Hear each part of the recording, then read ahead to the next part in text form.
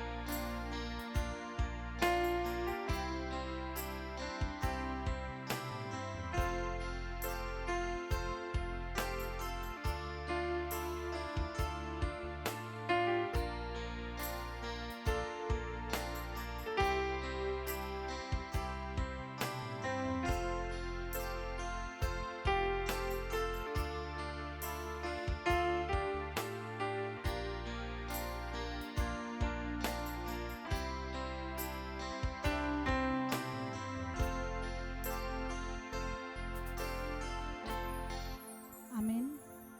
Kami mengundang jemaat kita berdiri. Kita akan menaikkan pujian, inilah rinduku kepadamu. Segenap hatiku menyembahmu.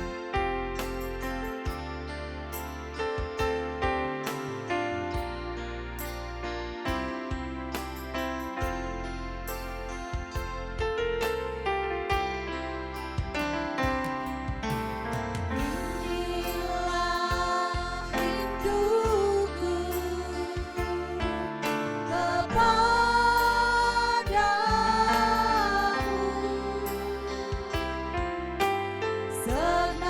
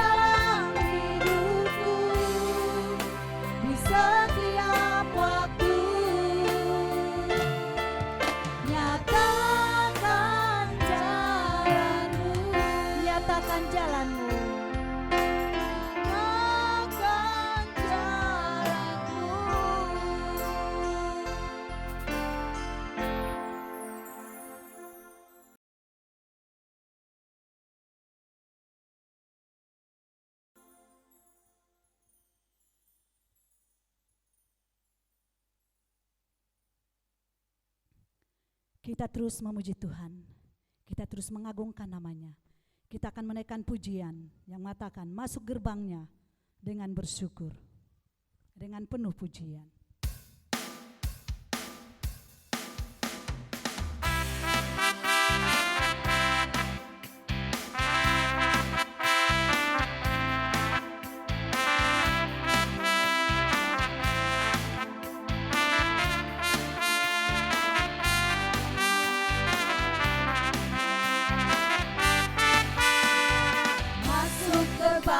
Bersyukur dengan penuh pujian, bersuka di hadiratnya, nyanyi besarkan agung namanya, puji Dia tiuplah sangkakala, musik dan tarian, semua makhluk di bumi di surga dengan senang hati naikkan pujian.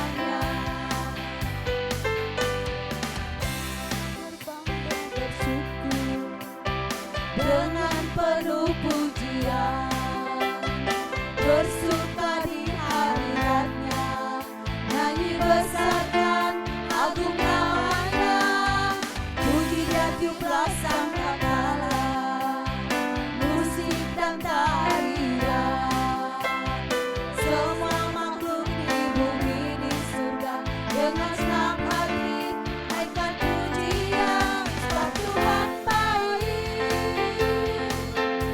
Tuhan baik, sebab Tuhan baik, anugerahnya kekal selamanya.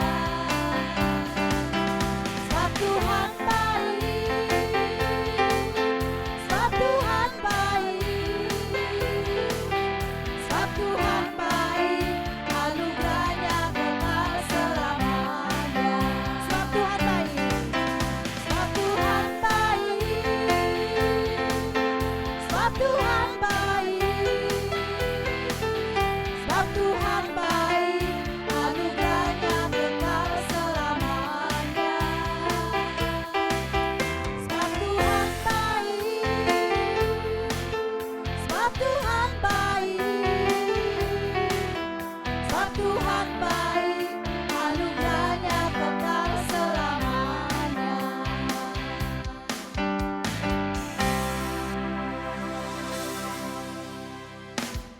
Saat ini kita akan mendengarkan dan membaca firman Tuhan yang kita dengar dari multimedia.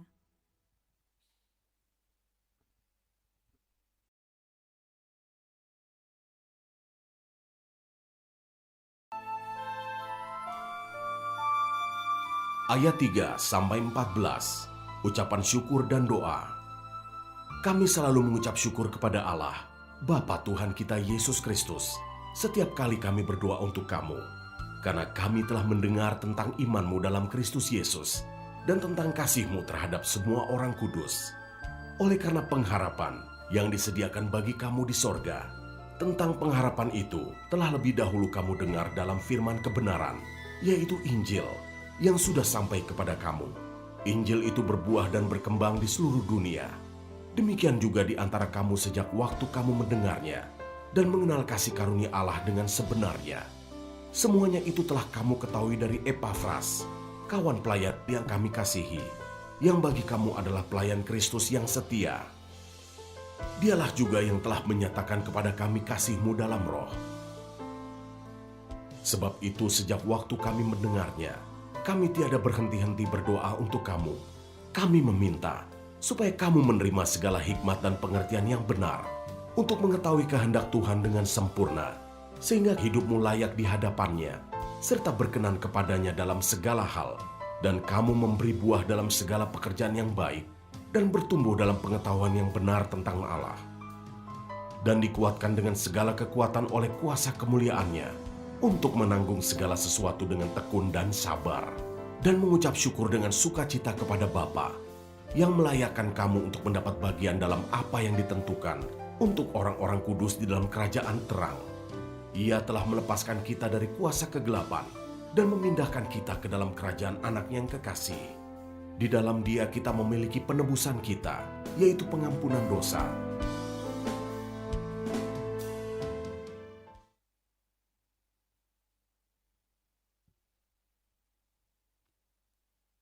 Kami akan memberikan kesempatan bagi Bapak Ibu Saudara yang ingin menyaksikan cinta kasih Tuhan, baik yang ada di gereja maupun yang ada di rumah.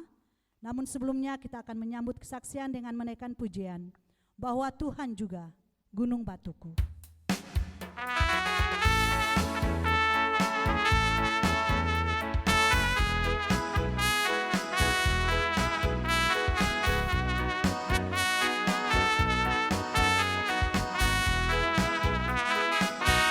Bahwa Tuhan juga gunung batuku, bahwa Tuhan juga kota bentengku, bahwa Tuhan juga penolongku, yaitu Allahku dan gunung batuku. Aku percaya akan Dia, perlindunganku. Aku percaya akan Dia, tanduk selamatku. Aku percaya akan Dia, sang perisaiku, tempat perlindungan yang tinggi. Bahwa Tuhan juga gunung batuku. Tuhan juga gunung batuku, bahwa Tuhan juga kota bentengku, bahwa Tuhan juga penolongku, yaitu Allahku dan gunung batuku. Aku percaya akan Dia, perlindunganku. Aku percaya akan Dia, tanduk selamatku. Aku percaya akan Dia, sang perisaiku, tempat perlindungan yang tinggi.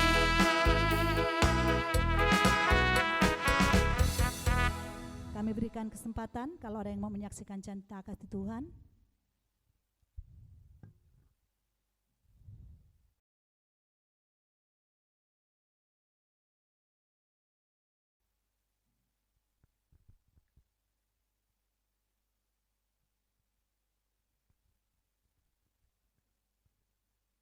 Bapak Ibu yang diberkati Tuhan, tiba saatnya kita menghampiri Allah di dalam doa syafaat.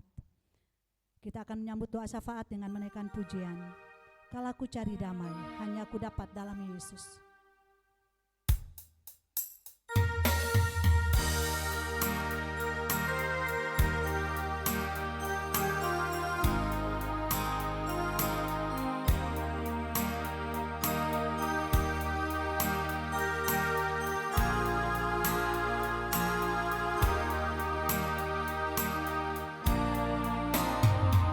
Kalau ku cari damai, hanya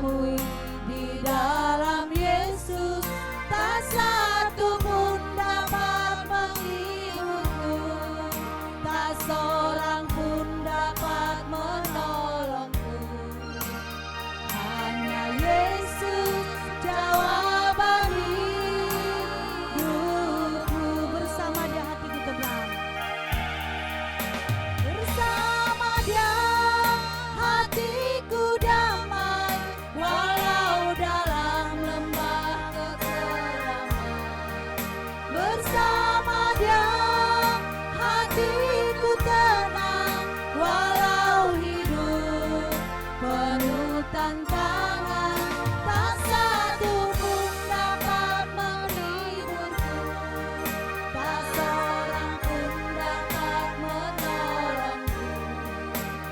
Hanya Yesus jawaban hidupku.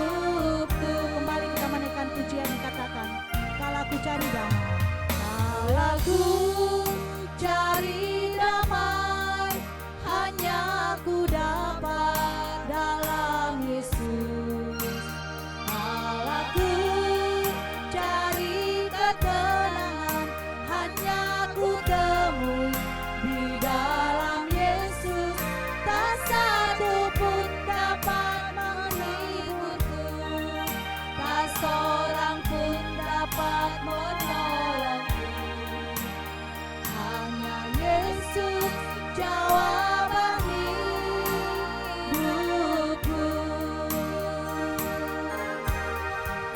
Bersama Dia hatiku damai, walau dalam lembah kekelaman.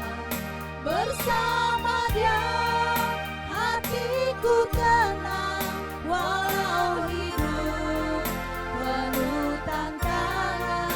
Tak satu pun dapat menghiburku, tak seorang pun dapat menolongku. Hanya Yesus jawaban hidupku. Hanya Yesus jawaban hidupku. Hanya Yesus jawaban hidupku.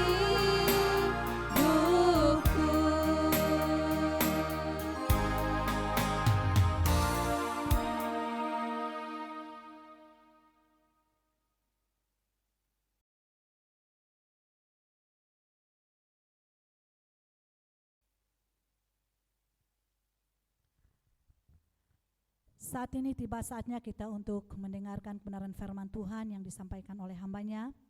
Kami mengundang jemaat kita berdiri. Kita akan menyambut firman Tuhan dengan menaikkan pujian, bagaikan tanah kering yang merindukan air.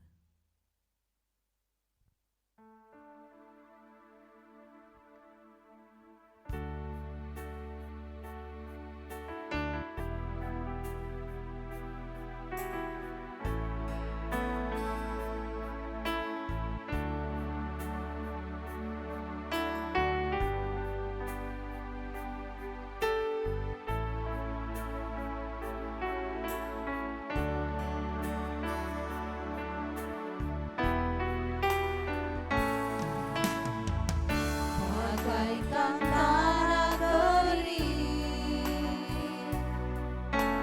yang merindukan air,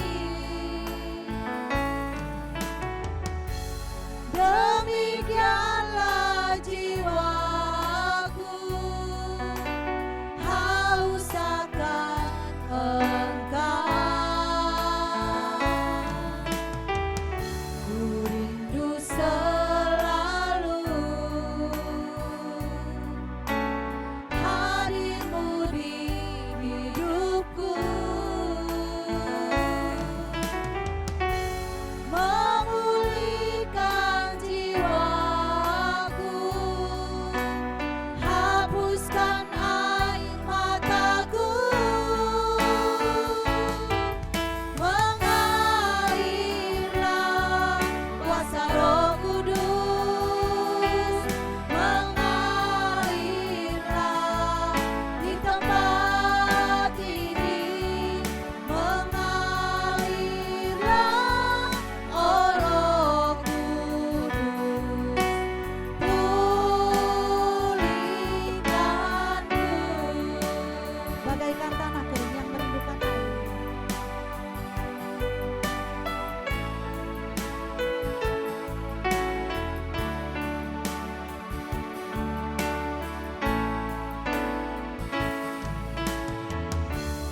Bagaikan tanah kering yang merindukan air, demikianlah jiwaku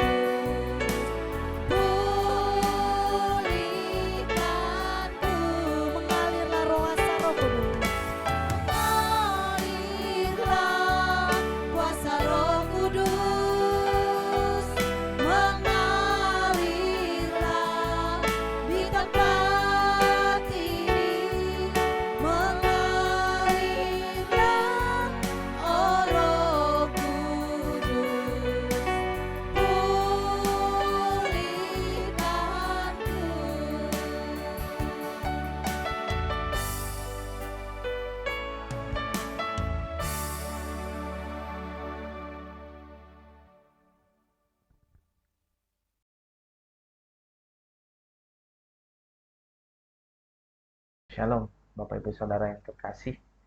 Puji nama Tuhan, pada kesempatan pagi yang indah ini, kita kembali boleh bersama-sama berkumpul memuji memuliakan nama Tuhan. Bapak Ibu Saudara, sebelum kita lebih jauh mendengarkan kebenaran firman Tuhan pada pagi hari ini, kita tundukkan kepala kita berdoa. Mari kita berdoa. Bapa kami di surga, kami sungguh menaikkan syukur kami ya Tuhan, di mana ada kesempatan untuk kami bersama-sama memuji memuliakan nama Tuhan. Pada kesempatan yang indah ini Tuhan, kami datang ke hadirat-Mu, menyerahkan pemberitaan firman yang sebentar lagi akan kami dengarkan bersama-sama. Tuhan urapi hamba yang menyampaikannya, terlebih jemaat Tuhan yang duduk diam mendengar. Tuhan terus memberkati dan mengurapi kami semua. Terpujilah Bapa di surga, kami siap mendengarkan firman-Mu, berbicara pada kami semua pada pagi hari ini. Di dalam nama Yesus kami berdoa, haleluya. Amin. Baiklah Bapak Ibu Saudara, seperti nats yang sudah kita bacakan bersama-sama di awal tadi, kita belajar bersama-sama dari satu kebenaran firman Tuhan yang terambil dari Kolose pasalnya yang pertama, ayatnya yang ketiga sampai ayatnya yang ke-14. Kolose 1 ayat 3 sampai ayatnya ke-14. Bapak Ibu Saudara, dari pembacaan firman Tuhan yang sudah kita dengarkan bersama-sama tadi, saya mengangkat satu tema yang akan kita pelajari bersama-sama pada pagi hari ini adalah tujuan hidup orang percaya. Tujuan hidup orang percaya. Baiklah Bapak Ibu Saudara, saya akan menjelaskan sedikit sebagai pendahuluan atau untuk mengawali firman Tuhan kita pada pagi hari ini. Bapak Ibu Saudara, manusia hidup memiliki tujuan. Kita hidup di dunia ini seharusnya memiliki tujuan yang jelas, tujuan yang benar, atau arah yang tepat. Kita sudah tata, kita rancang di awal. Bapak Ibu Saudara, pertanyaan bagi kita semua adalah, apa tujuan yang diinginkan oleh banyak orang? Kita seringkali menemukan tujuan yang diinginkan oleh banyak orang yang hidup di dunia ini. Yang pertama adalah, tujuan kebanyakan orang adalah mencari kekayaan, mendapatkan kesenangan, lalu shopping, berfoya-foya dengan apa yang sudah mereka dapatkan. Jadi Bapak Ibu Saudara, kebanyakan orang hidup di dunia ini memiliki tujuan adalah memperkaya diri, mengumpulkan harta sebanyak-banyaknya, mendapatkan kesenangan dengan berbagai hal yang bisa ia lakukan supaya ia dapat memperolehkan kesenangan hidup yang ia alami.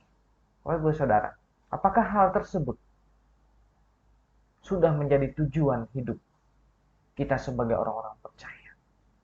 Apakah hal yang sama, kesenangan dunia, mencari kekayaan, lalu kita menghabiskan kekayaan kita dengan berfoya-foya sedemikian rupa, adalah tujuan hidup kita juga?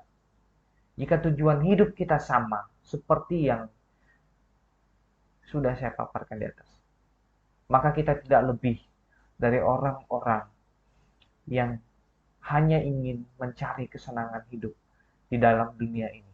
Artinya, tidak ada tujuan khusus di dalam hidup kita sebagai orang percaya. Sebagai orang percaya, tujuan hidup kita sama seperti orang-orang pada umumnya, mencari kesenangan atau kekayaan dan sebagainya. Jika kita memiliki tujuan hidup yang demikian. Lalu Bapak Ibu Saudara, kenyataan yang sering kita hadapi adalah kita lebih sering suka dipandang dunia. Kita lebih suka mendapatkan pujian dari manusia. Itu yang sering kali kita kejar. Kita menginginkan kita dipuji, kita dibanggakan, kita ditinggikan oleh manusia. Kita dibanggakan oleh dunia, kita dipandang hebat oleh dunia ini. Lebih suka dianggap sukses oleh orang-orang sekeliling kita. Untuk mendapatkan hal tersebut, terkadang kita sering melakukan atau mencapainya dengan hal-hal yang tidak berkenan di hadapan Tuhan. Artinya Bapak Ibu Saudara, sehingga kita mendapatkan hal tersebut, terkadang kita melakukan segala hal untuk mencapai apa yang disukai oleh dunia, sehingga kita lupa sebenarnya kehidupan kita sebagai orang percaya tidaklah demikian. Tujuan hidup kita sebagai orang percaya seharusnya tidak seperti hal-hal yang sudah saya katakan tadi. Kita tidak seharusnya mengejar kesenangan dunia. Kita tidak seharusnya lebih menyukai kita dipandang hebat oleh dunia ini. Kita seharusnya tidak hidup dengan pujian dari orang-orang di sekeliling kita. Apakah seharusnya sebagai orang percaya yang menjadi tujuan hidup kita?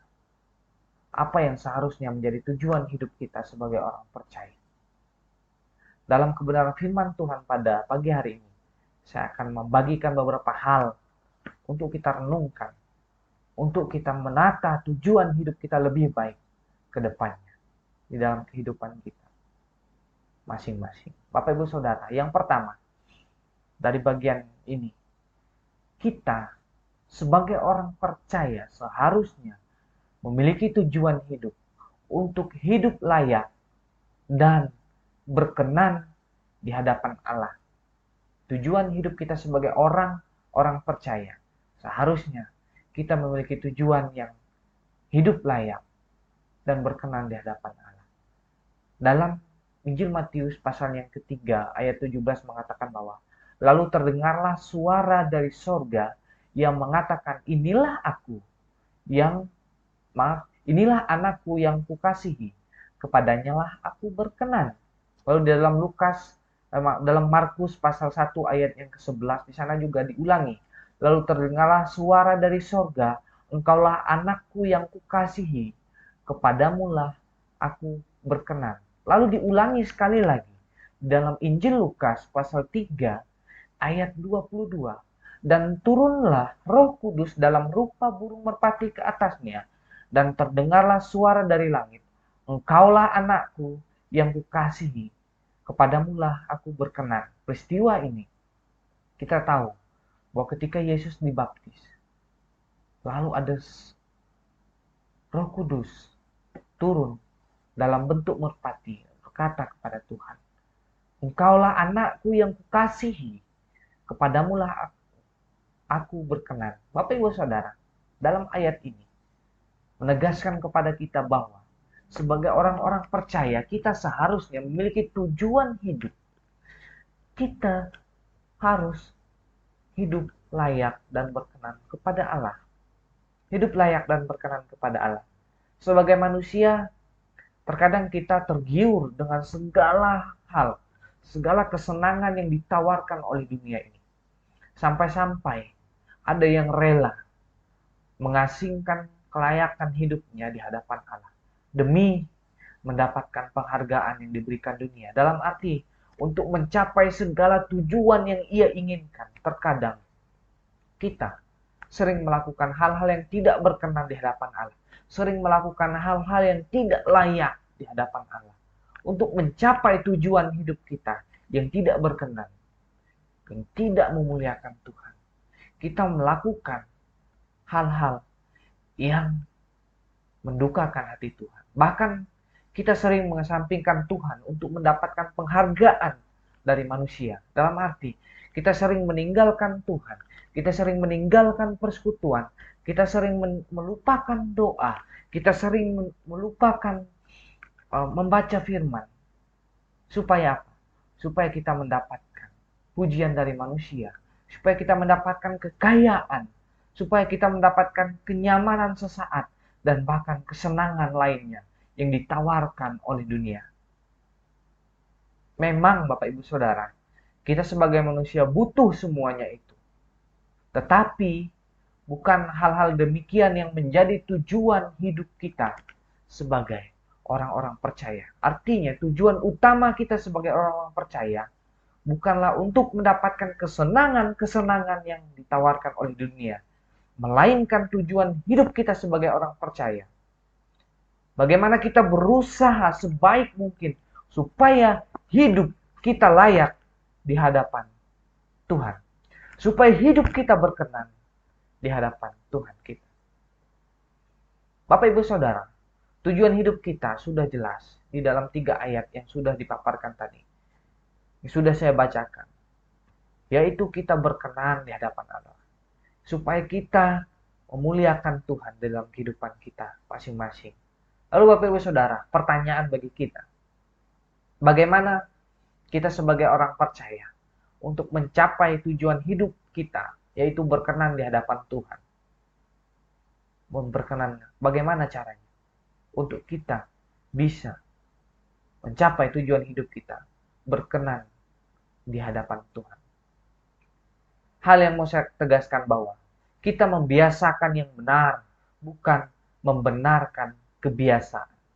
Membiasakan yang benar, bukan membenarkan kebiasaan. Artinya Bapak Ibu Saudara, melakukan kebiasaan yang benar, melakukan segala hal yang berkenan di hadapan Tuhan, dengan hidup bergaul dengan firman-Nya, taat di dalam doa, taat di dalam persekutuan, dan taat melayani pekerjaan Tuhan.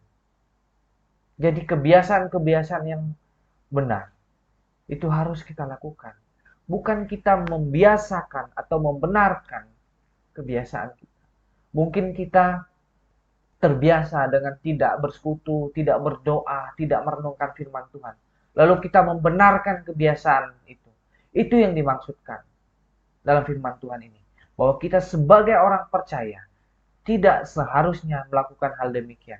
Tetapi kita harus membiasakan hal-hal yang benar di dalam kehidupan kita, pribadi lepas pribadi. Jadi Bapak Ibu Saudara, dalam bagian ini sudah menegaskan kepada kita untuk kita mencapai tujuan hidup kita sebagai orang-orang percaya, itu berkenan di hadapan Tuhan, berkenan di hadapan Allah. Kita harus melakukan segala kebiasaan yang benar, bukan sebaliknya. Selalu beralasan untuk melakukan hal-hal yang membuat kita bertumbuh dan berkenan di hadapan Tuhan. Beralasan untuk tidak melakukan segalanya itu. Beralasan, lalu kita membenarkan alasan kita itu untuk mencapai tujuan hidup kita yang tidak berkenan di hadapan Tuhan. Lalu Bapak Ibu Saudara, hal yang kedua yang mau saya sampaikan dalam bagian firman Tuhan ini adalah kita sebagai orang percaya harus memiliki tujuan hidup, yaitu berbuah di dalam segala pekerjaan yang baik. Berbuah dalam segala pekerjaan yang baik. Untuk dapat memberikan buah atau dampak yang baik dalam kehidupan kita, segala orang percaya harus mencerminkan sikap hidup yang layak dan berkenan di hadapan Tuhan. Nah, kembali lagi Bapak Ibu Saudara, bagaimana kita bisa mengatakan, saya mau menghasilkan buah, saya mau memberitakan, saya mau menyampaikan banyak segala pekerjaan yang baik bagi Tuhan. Tetapi kehidupan kita tidak berkenan di hadapan Tuhan. Tidak mencerminkan bahwa kita adalah orang-orang yang berkenan di hadapan Tuhan.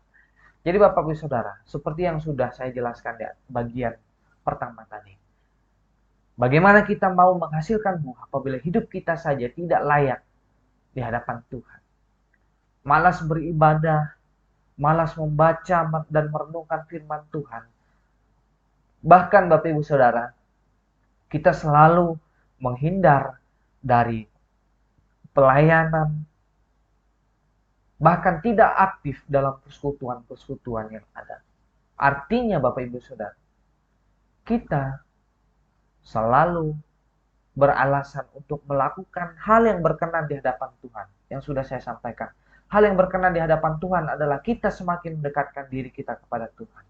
Dengan kita berdoa, dengan kita membaca firman, dengan kita merenungkan firman dan melakukan hal-hal yang layak lainnya di hadapan Tuhan. Tapi Ibu Saudara, ada satu hal yang mengatakan begini, bahwa saya pernah membaca dan saya kutip pernyataan itu adalah, kemalasan bukanlah pola hidup orang percaya. Kemalasan bukanlah pola hidup orang percaya. Dalam arti bahwa kalau kita malas membaca firman, kita malas merenungkan firman, kita malas berdoa, kita malas beribadah, itu bukan pola hidup kita sebagai orang-orang percaya.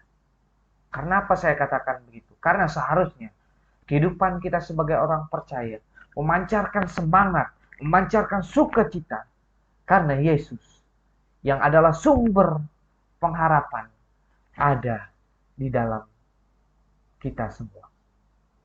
Jadi Bapak Ibu Saudara, mari kita tekankan dalam kehidupan kita secara pribadi. Kita renungkan ini baik-baik. Kita taat dan kita harus tekun dalam kehidupan kita masing-masing untuk kita taat berdoa, merenungkan firman, dan bahkan melakukan hal-hal yang layak lainnya dalam kehidupan kita. Lalu Bapak Ibu Saudara, yang ketiga yang menjadi tujuan hidup kita sebagai orang-orang percaya adalah mengenal Allah secara pribadi. Mengenal Allah secara pribadi. Tujuan akhir daripada hidup orang percaya adalah mengenal Allah secara pribadi di dalam hidupnya. Lalu bagaimana caranya untuk kita dapat mengenal Allah secara pribadi dalam hidup kita?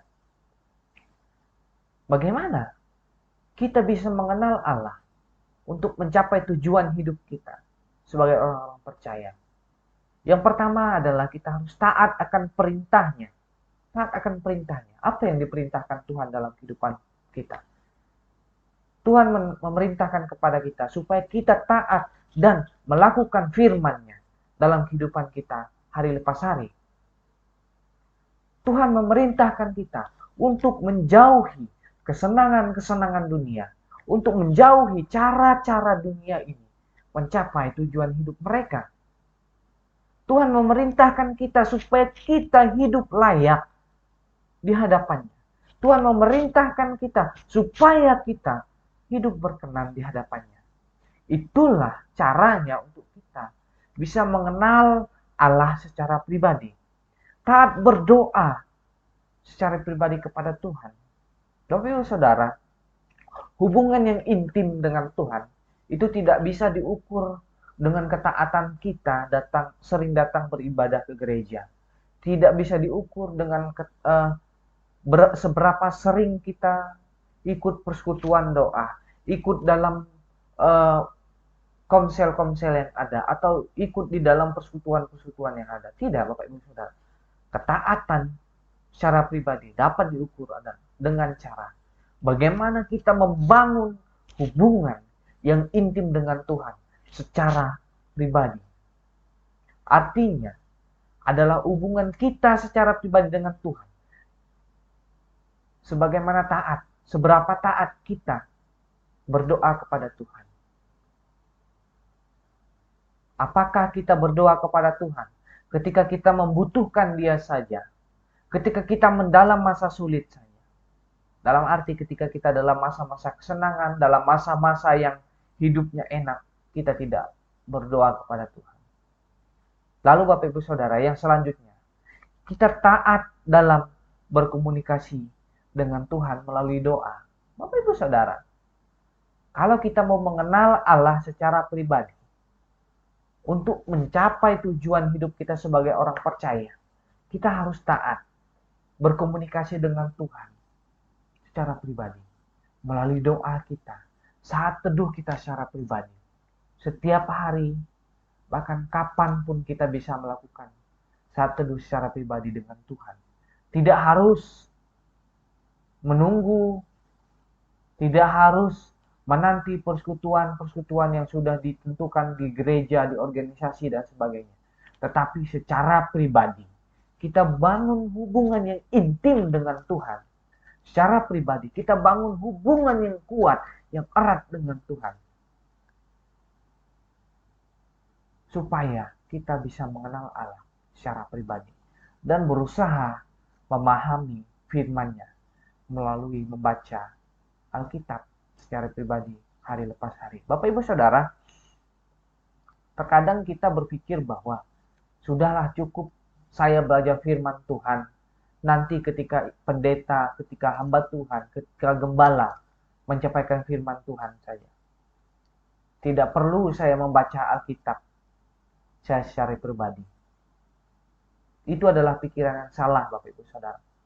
Karena kehidupan orang percaya yang mau mengenal Allah secara pribadi, seharusnya dia berusaha memahami firman secara pribadi, membaca Alkitab tanpa harus dipaksa, tanpa harus menunggu belajar firman di hari Minggu, di persekutuan doa, bahkan di persekutuan-persekutuan lainnya saja.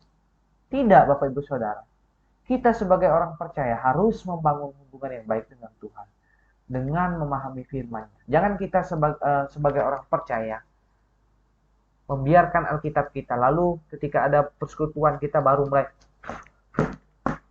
menyapu debu di Alkitab kita, mengusap debu di Alkitab kita. Artinya apa? Kita tidak pernah membuka Alkitab kita kalau tidak dalam persekutuan-persekutuan yang sudah ditentukan. Dan Bapak Ibu Saudara, dari bagian firman Tuhan ini, apa yang kita peroleh apabila kita semua sudah mencapai tujuan hidup kita sebagai orang percaya? Apa yang kita peroleh apabila tujuan hidup kita sebagai orang percaya sudah dilakukan dengan baik? Bapak Ibu Saudara, dalam Kolose pasalnya yang pertama, dari ayatnya yang ketiga sampai ayat yang ke-14, ada beberapa hal yang mau saya sampaikan. Dalam ayat yang ke-11 di sana dikatakan, kalau kita sudah menata tujuan hidup kita sebagai orang percaya dengan baik, kita akan mendapatkan kekuatan dalam menanggung segala sesuatu yang kita hadapi. Itu terdapat dalam Kolose pasal 1 ayat yang ke-11. Saya akan bacakan bagian firman Tuhan ini untuk kita semua. Di sana dikatakan bahwa dan dikuatkan dengan segala kekuatan oleh kuasa kemuliaannya untuk menanggung segala sesuatu dengan tekun dan sabar. Bapak Ibu Saudara, kalau kita sudah berusaha dengan tekun melakukan tujuan hidup kita sebagai orang-orang percaya, kita akan diberikan kekuatan untuk menanggung segala hal yang kita hadapi dalam kehidupan kita. Jadi tidak ada yang kita takutkan lagi. Karena kekuatan yang datang daripada Tuhan akan terus menyertai kita sebagai orang-orang percaya. Dalam ayat yang 11 jelas dikatakan di sana bahwa kekuatan yang datang daripada Tuhan akan terus menyertai kita sebagai orang-orang percaya. Lalu ayatnya yang ke-13 di sana dikatakan, kalau kita sebagai orang-orang percaya sudah melakukan tujuan hidup kita atau sudah berusaha sebaik mungkin untuk menentukan tujuan hidup kita sebagai orang percaya, di sana dikatakan kita dilepaskan dari kegelapan. Dalam ayat yang ke-13, di sana dikatakan bahwa, Bapak Ibu Saudara, saya akan bacakan bagi kita. Ia telah melepaskan kita dari kuasa kegelapan dan memindahkan kita ke dalam kerajaannya yang kekasih. Nah, Bapak Ibu Saudara, ketika kita sudah berusaha dengan sebaik mungkin menentukan tujuan hidup kita sebagai orang percaya, yaitu dengan hidup layak, kita taat, lalu kita menghasilkan buah tadi. Tuhan sudah berjanji kepada kita.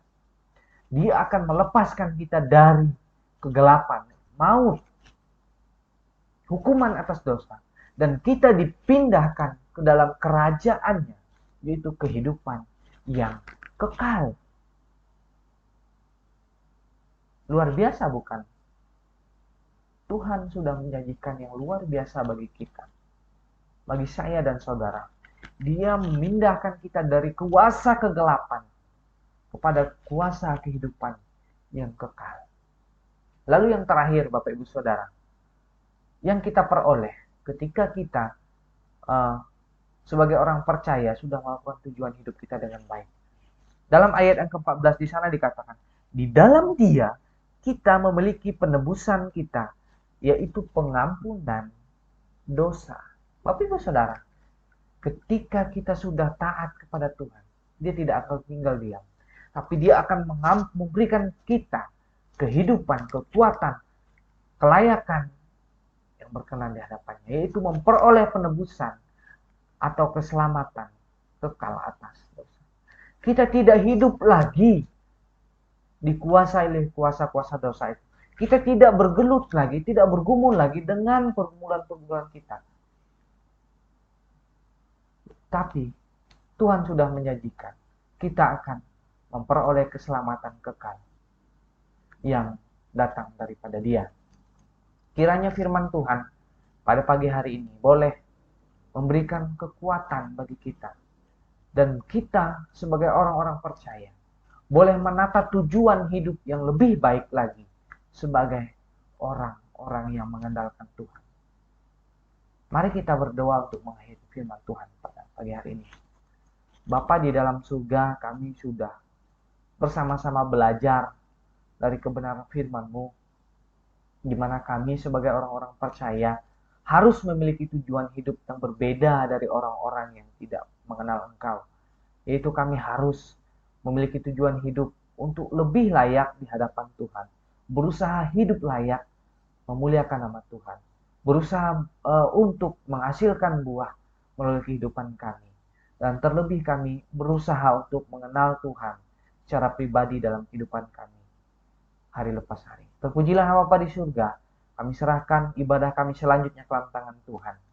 Kiranya anugerah datang pada Tuhan terus menyertai dan memimpin kami sepanjang ibadah kami. Haleluya. Amin.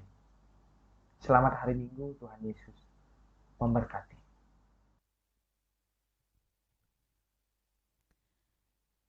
Kita akan memberikan persembahan kita. Kita akan menyambut persembahan dengan menaikkan pujian dari Kemenangan Iman nomor 234. Bila tofan keras melanda hidupmu.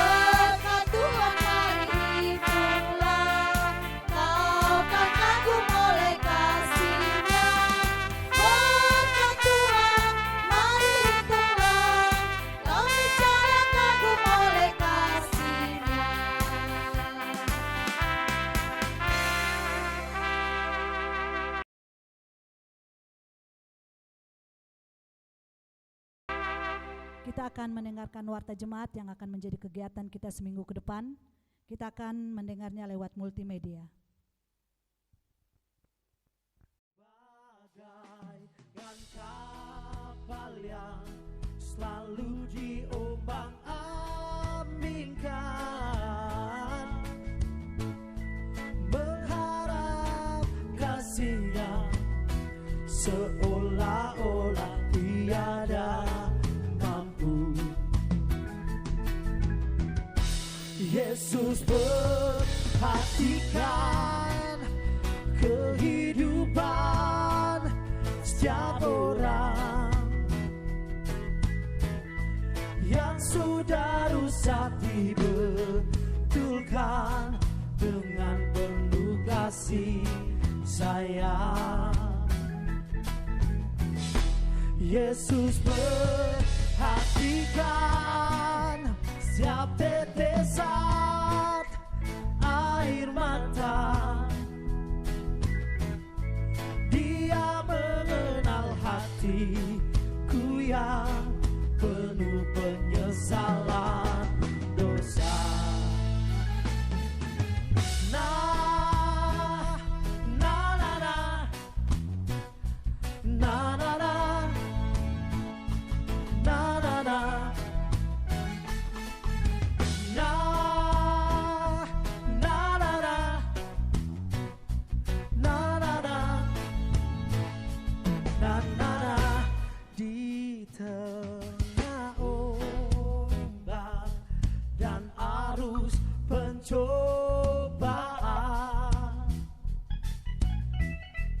hampir terhilang tujuan arah hidupku.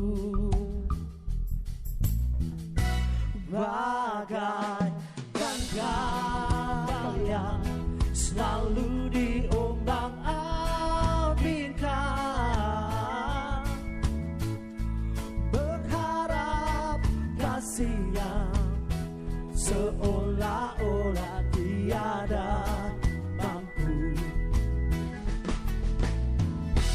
Yesus perhatikan kehidupan setiap orang yang sudah rusak, dibetulkan dengan penuh kasih sayang. Yesus perhatikan setiap tetesan air mata. Dia mengenal hatiku yang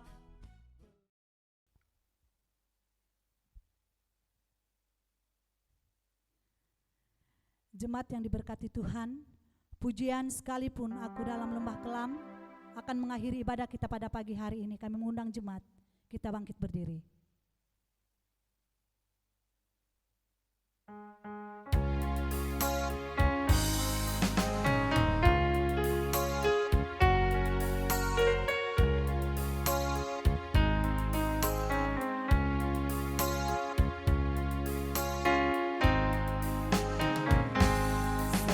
Sekalipun aku dalam lembah gelap, ku tak takut sebab Kau besertaku. Sekalipun badai tofan datang menerpa, ku tak gentar sebab Kau di sisi. Sekalipun aku dalam lembah gelap,